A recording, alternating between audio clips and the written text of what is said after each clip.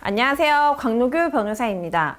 저희가 우영우 드라마 관련해서 몇 편 찍어봤는데요. 많은 분들이 재밌게 봐주시는 것 같아서 또 우영우 편을 들고 와봤습니다. 우영우 보시면서 변호사에 대한 인식도 많이 바뀌고 와 진짜 재밌다라고 해주시는 분들 많은 것 같아요. 나름 뭔가 변호사 이미지 하면은 굉장히 돈만 밝히고 성공을 위해서 이제 이렇게 몰두하는 그런 이미지로 그려지다가 이미지 개선에 많은 도움이 되고 있는 드라마인 것 같아서 저도 굉장히 재밌게 보고 있는 드라마인데요. 오늘 편은 특별한 편을 가지고 얘기할 건 아니고 전반적인 얘기를 한번 해보도록 하겠습니다. 많은 분들이 이제 우영우 변호사가 태산 대표의 딸이다.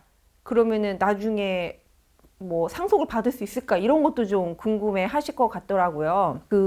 사실 엄마랑 자식과의 관계와 아빠와 자식과의 관계는 조금 다른 부분이 있습니다. 왜냐하면 엄마가 아이를 출산하면요 이게 엄마거든요. 그러니까 엄마 뱃속에서 나왔는데 엄마의 아이가 아닐 수는 없습니다. 그렇지만 우리가 함께 아이를 낳지만 아빠의 아이는 아닐 수 있거든요. 그래서 사실 아빠가 아니거나 또는 결혼 혼인신고 전에 엄마가 혼자 이제 아이를 낳았을 경우에 이제 법적으로 아빠로 인정받는 절차 등이 좀 자세히 규정돼 있고 제도들이 많은데요. 엄마에 한해서는 약간 너무 당연한 거기 때문에 많은 분들이 이럴 때는 어떻게 해야 돼? 이거는 엄마인데라는 생각 당연히 해보셨을 거고 궁금하실 수 있을 거예요. 굉장히 특수한 케이스이긴 하지만 다행히 우영우 변호사가 엄마의 딸인 건 확실하고 우영우 변호사가 이제 엄마 날 인지해라. 그리고 그동안 남편분께서도 그동안 왜 양육비를 안 줬냐? 과거 양육비 내놔라. 지금 물론 이제 성인이 됐기 때문에 이런 청구도 하실 수 있고 이렇게 인지 소송을 제기하면요 법원에서 이제 유전자 검사를 시킵니다. 수검 명령 나와서 유전자 검사해 이렇게 하면은 사전에 미리 태산 대표의 유전자 채취하기 위해서 숟가락을 이렇게 몰래 이제 보관하거나 머리카락을 줍거나 이런 거 없이 법원이 알아서 해주기 때문에 그런 절차를 통해서 당연히 친자로 인정받을 수 있고 그러면 상속권이 생긴다 이렇게 보시면 됩니다. 미혼 부인데도 양육권을 청구는 할 수는 있어요? 이제 양육권이 의미가 없죠. 미성년자가 아니어서요. 우영우 변호사는. 네. 그렇지만 이미 성인이 됐지만 과거 양육비라고 해서 이미 썼던 양육비에 대해서 태산 대표는 단 한 푼도 주지 않았기 때문에 거기에 대해서 법적 권리를 행사하실 수는 있는 부분입니다.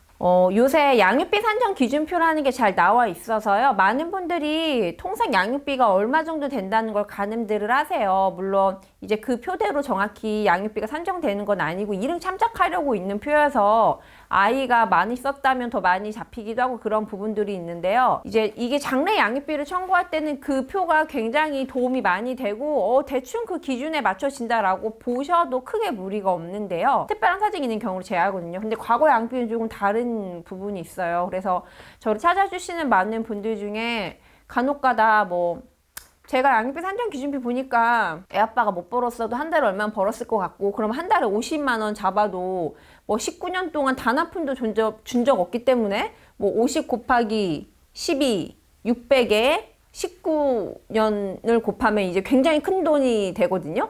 그럼 이 돈을 받을 수 있냐? 이 돈을 받으려고 난 소송을 하겠다 이렇게 문의 주시는 분들이 참 많은데요. 원칙대로 따지면 아빠가 매달 50만 원씩을 줬어야 되니까 그 비용이 인정되는 게 맞지만 우리 법원이 생각보다 과거 양육비는 약간 인색합니다. 왜냐면 지금 이제 있는 아빠 입장에서도 갑자기 1, 2억이란 돈을 내놓으라고 하면 그럴 여력이 안 될 수도 있고 사실 굉장히 당혹스러운 상황이잖아요. 이게 사람이 매달 50만 원, 30만 원을 지급하는 것과 갑자기 한 번에 1억, 2억을 지급하는 건 좀 다를 수 있습니다. 그래서 통상 과거 양육비는 50% 이상 정도 깎습니다. 과거 양육비를 산정해 봤더니 한 2억 정도 된다더라 해도 이제 50% 이상으로 인정되는 경우가 많아서 만약에 아이가 고등학교 때부터 한 4, 5년간 못 받았다 이렇게 생각하셔서 그래도 대충 따져보니까 몇천 원 되네라고 생각하신다면 과거 양육비는 상당 부분 감액될 수 있다는 부분을 참조하시면 좋을 것 같고 이 우영우 아버님께서 태산 대표를 상대로 이 과거 양육비를 청구하신다고 해도 좀 상당 부분 감액돼서 인정되지 않을까 예상해 봅니다. 어떻게 보면 태산 설립자의 손녀잖아요. 근데 그걸 평생 모르고 살다가 갑자기 나타나서 제가 손녀입니다 하고 상속받으려고 왔어요 해서 상속을 받아낼 수가 있어요? 당연하죠. 맨날 그거 나오잖아요. 갑자기 재벌가들 싸움, 갑자기 나타난 뭐 혼외자 막 이런 거 있잖아요.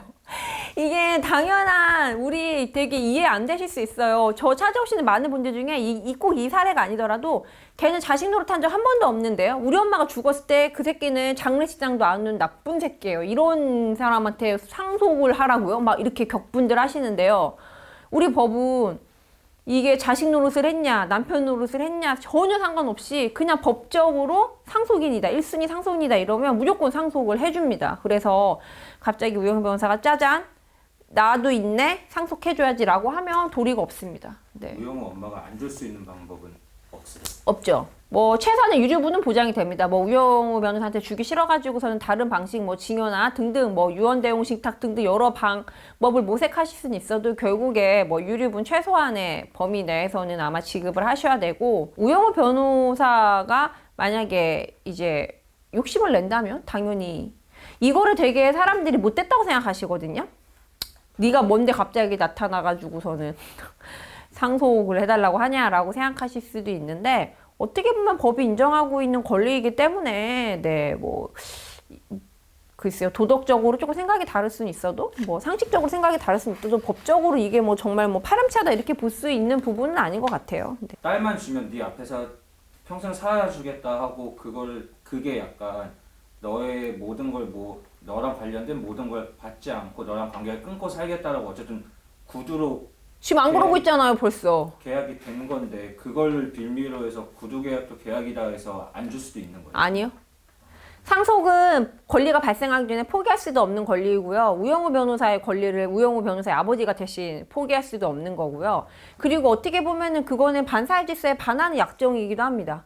뭐 엄마의 딸이지만 너한테 뭐 엄마와 딸의 연을 끊게 뭐 알리지도 않고 접근도 안 하겠다는 게 뭐 과연 법적 효력이 있는 약정일리도 만무하고, 또 우리 거기서 계속 얘기하잖아요. 그래서 증거를 대라고 뭐 어떻게 입증할 건지도 좀 모호한 부분이고, 또 뭐 이미 어기고 계시잖아요. 그죠? 이미 어기고 계셔서 나타나셨고, 오늘도 우영우에 대해서 이야기 나눠봤고요. 이번 편 보니까 되게 재미있는 이슈가 나왔더라고요. 로또 복권 관련해서 다음 편에 또 이야기 나눠볼 예정이어서요. 많이들 기대해 주시면 좋겠습니다. 감사합니다.